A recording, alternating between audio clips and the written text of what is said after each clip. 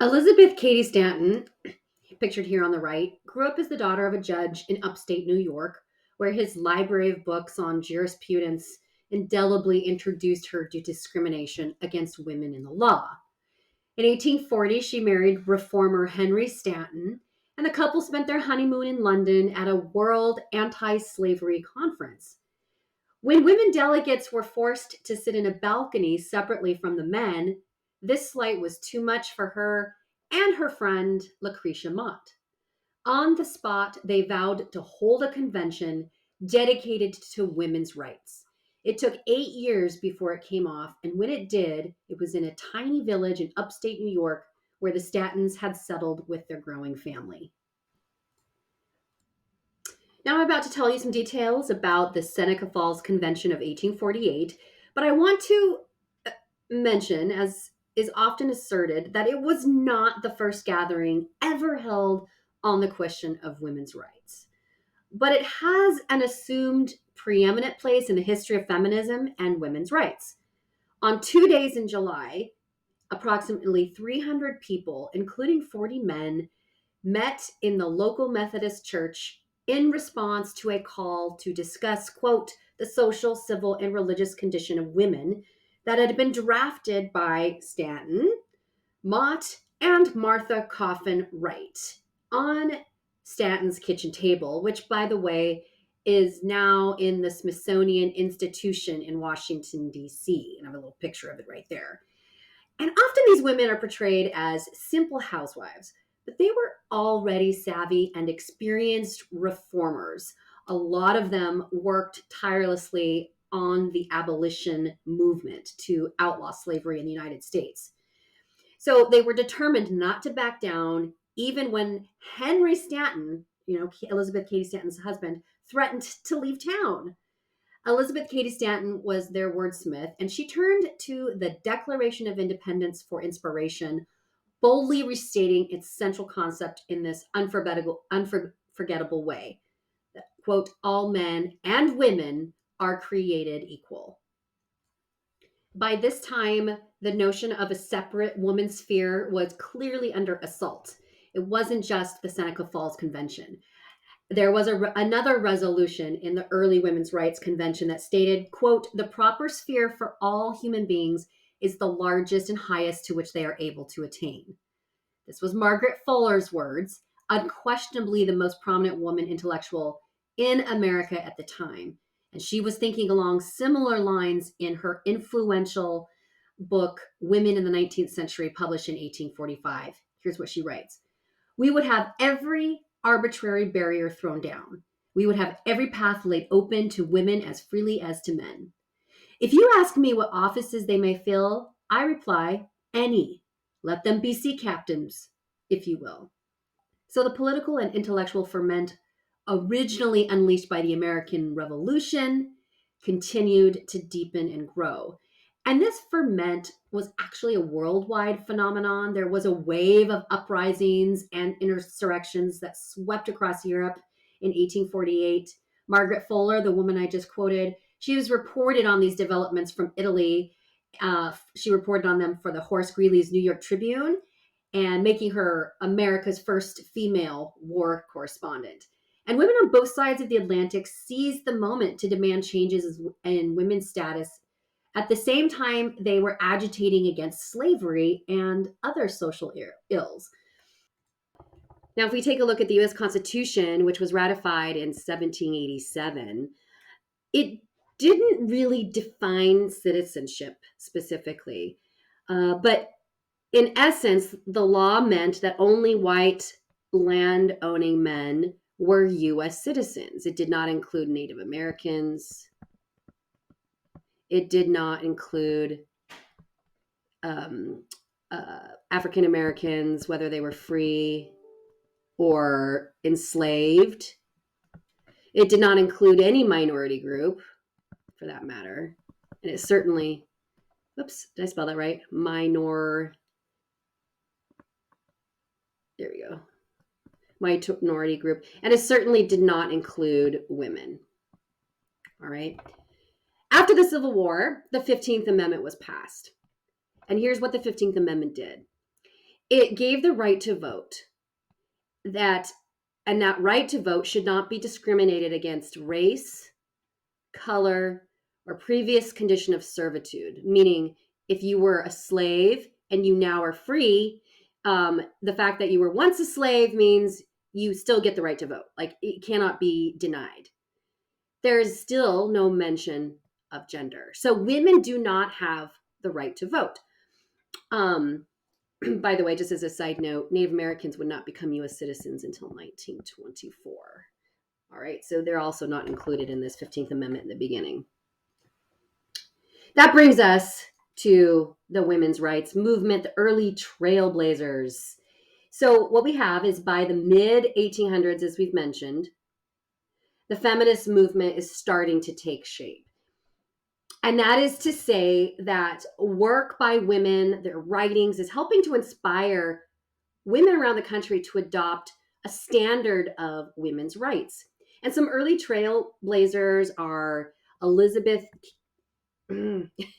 Elizabeth Cady Stanton, Lucretia Mott. They were very influential in the women's movement, as well as a couple of other women that we don't really get into in detail in this particular lecture. Now, these women were key organizers of a very famous event called the Seneca Falls Convention in 1848. And this was the Women's Rights Convention, the first one in American history. And this convention was really important. It was the first time that women had raised the issue of women's suffrage for the first time. And they also, it just as a side note, this is also an international movement. So women's suffrage is not just happening in the United States, it's happening across the Atlantic in like the UK, for instance. So it's an international, it's a global movement. And this is also the beginning of this term that was created at the time called feminism. Married or not, feminists in the US and abroad insisted that women deserved the range of individual choices that constituted freedom. And so the Seneca Falls Convention was the first time in American history that women got together to proclaim these rights. And one of the important documents that came out of this period is the Declaration of Sentiments. And I want you to take a moment with me and go back to 1776 and read a section from the Declaration of Independence, written mostly by Thomas Jefferson, but of course other people had their hands in it as well, but it's mostly Thomas Jefferson. I mean, I'm giving him 98% of the credit. Here's what he wrote. When in the course of human events it becomes necessary for one people to dissolve the political bands which have connected them to another, and to assume among the powers of the earth the separate and equal station of which the laws of nature and of nature's God entitle them, a decent respect to the opinions of mankind requires that they should declare the causes which impel them to the separation. So what he's saying in the Declaration of Independence is, when it makes sense in human history, when it is time to, quote, dissolve the political bands that have connected us because of our natural rights, when it is time to overthrow an unjust empire, we have to tell you why. So that's what he's saying. We're going to tell you why. And here's why. We hold these truths to be self-evident, that all men are created equal, that they are endowed by their creator with certain unalienable rights, that among these are life, liberty, and the pursuit of happiness. So self-evident means that it's an inalienable, mean that these are natural rights. They can't be taken away from you. You are born with the right to live, with the right to be free. And here they basically meant with the right to own stuff, like private property. So there's Jefferson's word, just a review of the Declaration of Independence. The women wrote their own declaration. They called it the Declaration of Sentiments, and they modeled it after the Declaration of Independence, and they added women to Jefferson's proposition that all men are created equal. And they listed the injuries men had inflicted on women, like denying them the right to vote. So here's what they wrote. And see if you can see how it was modeled after the Declaration of Independence. When, in the course of human events, so we've got in the course of human events, it becomes necessary for one portion of the family of man, to assume among the people of the earth a position different from that which they have hitherto occupied, but one to which the laws of nature and of nature's God entitle them. A decent respect to the opinions of mankind requires that they shall declare the causes that impel them to such a course. So again, when it comes time in history for us to dissolve these, what am I trying to say? Dissolve these, this relationship that's old fashioned and denies women equality. We have to tell you why. Why do we think we are justified in this message?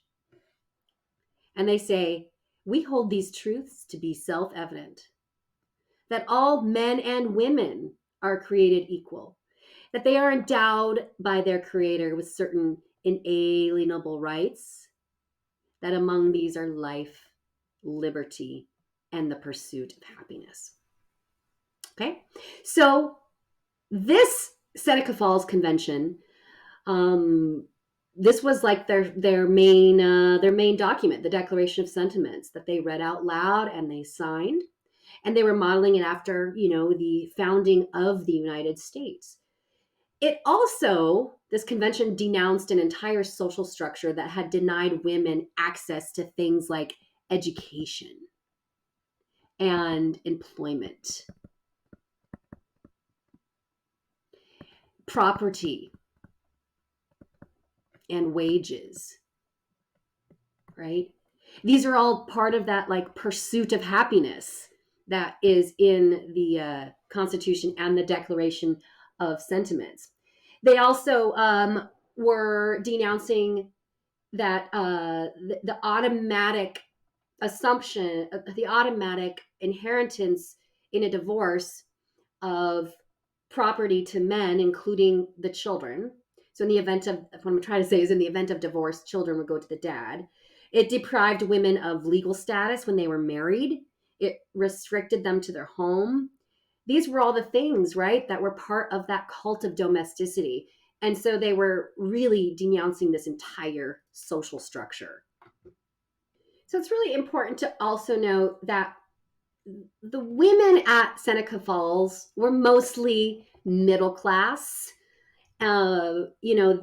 This was more of an elite group of women, very educated and a little more affluent, mostly middle class. And they, again, were rejecting this notion that only the home was the woman's sphere. And these feminists are challenging this idea in a number of ways. And one of my favorite ways was they wore a new style of dress. They made these very loose-fitting tunics and trousers. This is the tunic at the top, and then the trousers at the bottom. And they called these bloomers, especially the pants. And because they kind of stick out and they're a little bit baggy. And they're intended to liberate women from their extremely restrictive dresses and corsets that had confined them, made it really difficult for them to engage in any kind of physical activity. But it's also symbolic, right? And it's important to note, too, that feminism, even in today's society, it not only calls for rights equal to men and thus tries to expand freedom, it's not about redefining it. And in this sense, it challenges the idea that women are different from men in that way, that they're dependent and irrational, and that the world is divided into public and private spheres. And they're really trying to crush that paradigm. Needless to say, most men saw bloomers as kind of ridiculous and silly. In this particular engraving, it's titled Women's Emancipation. It's from 1851. And it's actually a satirical engraving that's really ridiculing the bloomer as kind of this costume and just sort of making fun of the ladies in this particular image. Yeah, most men were not excited, and most women didn't wear bloomers. These were women who were a little bit more willing to put themselves out there on a daily basis out in public. So now that you have some background about mid 19th century women and the origin of the women's rights movement, which quote best reflects the discrimination that women were facing at that time? Was it A, the Bible tells us that women have no need to be involved in the world of politics and business? B, men alone of the sexes have the intelligence to work outside the home? C, women are best suited for domestic service and not the rough world of work and politics? Or D, women are wonderful caregivers to their children and husbands? So, which quote best reflects the discrimination that women were facing by this time in American history? Da da da da, little Jeopardy. All right, I'm going to give you the answer. Let's see if you got it right. C. The answer is C. Women are best suited for domestic service and not the rough world of work and politics. This was the belief right here. That is the cult of domesticity. And this is what women are starting to rally against.